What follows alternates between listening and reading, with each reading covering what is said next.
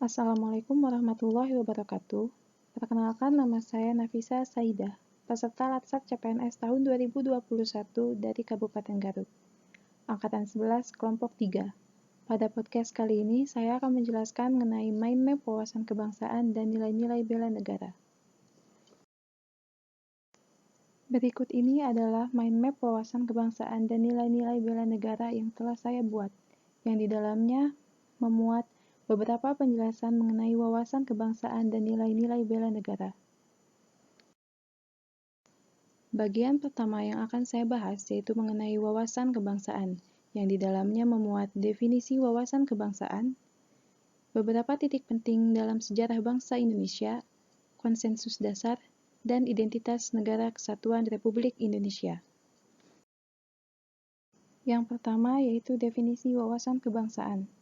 Wawasan kebangsaan dapat diartikan sebagai konsepsi cara pandang yang dilandasi akan kesadaran diri sebagai warga negara dari suatu negara akan diri dan lingkungannya di dalam kehidupan berbangsa dan bernegara. Yang kedua yaitu mengenai titik penting dalam sejarah bangsa Indonesia. Titik penting dalam sejarah bangsa Indonesia diawali dengan berdirinya organisasi Budi Utomo pada tanggal 20 Mei tahun 1908. Organisasi ini diinisiasi oleh Dr. Sutomo yang di dalamnya beranggotakan para mahasiswa Sekolah Dokter Jawa di Batavia. Dr. Sutomo menyampaikan gagasan tentang pentingnya membentuk organisasi yang memajukan pendidikan dan kebudayaan di Hindia Belanda.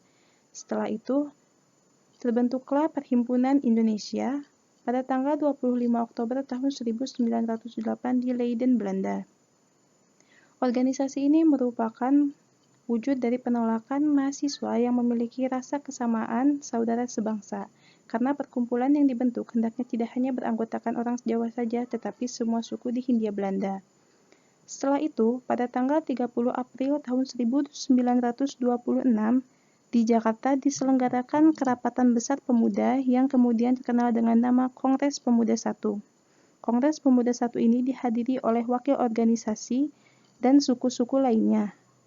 Setelah itu, pada tanggal 27 sampai 28 Oktober tahun 1928, terlaksanalah Kongres Pemuda yang kedua. Pada tanggal 1 Maret tahun 1945, dalam situasi kritis, Letnan Jenderal Kumachi Harada, pimpinan pemerintah pendudukan Jepang di Jawa, mengumumkan pembentukan Badan Penyelidik Usaha-usaha Persiapan Kemerdekaan Indonesia. Dan yang terakhir, terbentuklah PPKI pada tanggal 7 Agustus tahun 1945. Bahasan yang ketiga mengenai konsensus dasar. Setiap bangsa harus memiliki suatu konsepsi dan konsensus bersama menyangkut hal-hal fundamental bagi keberlangsungan, keutuhan, dan kejayaan bangsa yang bersangkutan. Konsensus dasar yang pertama yaitu Pancasila. Pancasila sebagai ideologi negara. Yang kedua yaitu Undang-Undang Dasar tahun 1945, yang di dalamnya mengandung tujuan dan cita-cita bangsa. Yang ketiga, Bhinneka Tunggal Ika sebagai semboyan bangsa Indonesia, yang berarti berbeda-beda tetapi tetap satu tujuan, yaitu satu bangsa dan satu negara Republik Indonesia. Yang keempat, Negara Kesatuan Republik Indonesia. Keberadaan Negara Kesatuan Republik Indonesia tidak dapat dipisahkan dari peristiwa Proklamasi Kemerdekaan 17 Agustus 1945, karena melalui peristiwa proklamasi tersebut, bangsa Indonesia berhasil mendirikan negara sekaligus menyatakan kepada dunia luar bahwa sejak saat itu telah ada negara baru, yaitu Negara Kesatuan Republik Indonesia. Bahasan yang keempat yaitu mengenai identitas Negara Kesatuan Republik Indonesia. Identitas Negara Kesatuan Republik Indonesia ada 4. Yang pertama yaitu bendera Sangsaka Merah Putih. Bendera Sangsaka Merah Putih berbentuk persegi panjang dengan ukuran lebar 2/3 panjangnya. Bendera Sangsaka Merah Putih pertama kali dikibarkan pada saat Proklamasi Kemerdekaan Bangsa Indonesia pada tanggal 17 Agustus tahun 1945. Yang kedua yaitu bahasa Indonesia.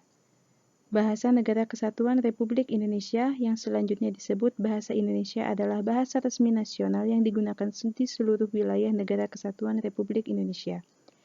Bahasa Indonesia yang dinyatakan sebagai bahasa resmi negara dalam Pasal 36 Undang-Undang Dasar Negara Kesatuan Republik Indonesia tahun 1945 bersumber dari bahasa yang diikrarkan dalam Sumpah Pemuda tanggal 28 Oktober tahun 1928.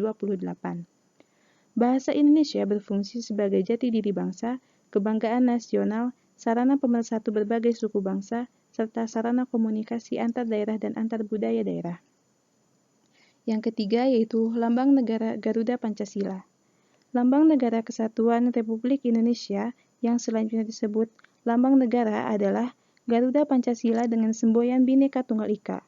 Lambang Negara Kesatuan Republik Indonesia berbentuk Garuda Pancasila yang kepalanya menoleh lurus ke sebelah kanan, perisai berupa jantung yang digantung dengan rantai pada leher Garuda, dan semboyan Bhinneka Tunggal Ika ditulis atas pita yang dicengkram oleh Garuda.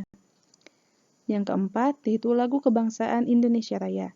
Lagu kebangsaan Indonesia Raya diciptakan oleh Wage Rudolf Supratman dan diperkenalkan pertama kali pada tanggal 28 Oktober tahun 1928 saat Kongres Pemuda II di Batavia. Bagian kedua yang akan saya bahas yaitu mengenai nilai-nilai bela negara yang di dalamnya memuat definisi bela negara, ancaman dan kewaspadaan dini, nilai-nilai dasar bela negara, serta implementasi bela negara di tempat kerja. Bela negara adalah tekad, sikap, dan perilaku serta tindakan warga negara, baik secara perseorangan maupun kolektif dalam menjaga kedaulatan negara, keutuhan wilayah, dan keselamatan bangsa dan negara yang dijiwai oleh kecintaannya kepada Negara Kesatuan Republik Indonesia, yang berdasarkan Pancasila dan Undang-Undang Dasar Negara Republik Indonesia tahun 1945, dalam menjamin kelangsungan hidup bangsa Indonesia dan negara dari berbagai ancaman. Dalam melaksanakan bela negara, kerap kali terjadi berbagai macam ancaman, baik dari perseorangan ataupun kelompok.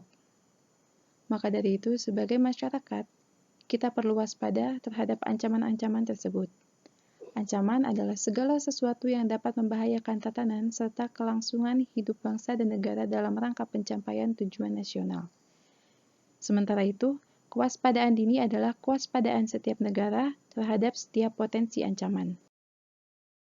Selanjutnya, nilai-nilai dasar bela negara yang perlu kita implementasikan dalam kehidupan sehari-hari yaitu adalah cinta tanah air, sadar berbangsa dan bernegara, setia pada Pancasila sebagai ideologi negara, rela berkorban untuk bangsa dan negara, serta memiliki kemampuan awal bela negara.